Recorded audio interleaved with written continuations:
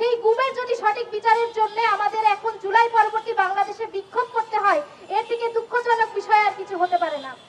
আমি আহ্বান জানাতে চাই অন্যান্য সকল রাজনৈতিক দলগুলোকে, দীর্ঘ 17 বছর ধরে আপনাদের নেতাকর্মী যে পরিমাণ নির্যাতন, নিপীড়ন এবং গুমের শিকার হয়েছে, আপনাদের উচিত ছিল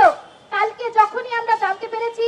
যে ওয়ারেন্টভুক্ত আসামিরা দেশ ছাড়তে চেষ্টা করছে এবং উদ্যত হচ্ছে, আপনাদের সকলের উচিত ছিল আপনাদের রাস্তায় নেমে যাওয়া, আপনাদের দাবি তোলা। কিন্তু দুঃখজনক বিষয় দেখুন যে আমার মনে হয় না বাংলাদেশের কোনো রাজনৈতিক দল এখন ভোট ছাড়া অন্য কোনো বিষয়ের প্রতি মাথা ঘামাচ্ছে। অথচ তাদের উচিত ছিল তাদের নেতাকর্মীর উপরে হওয়া এসব দমন, নিপীড়ন এবং সাধারণ মানুষের ওপর যে গুমের নির্যাতন নেমে এসেছিল দীর্ঘ 17 বছর, তার প্রতিবাদে রাস্তায় নেমে আসা।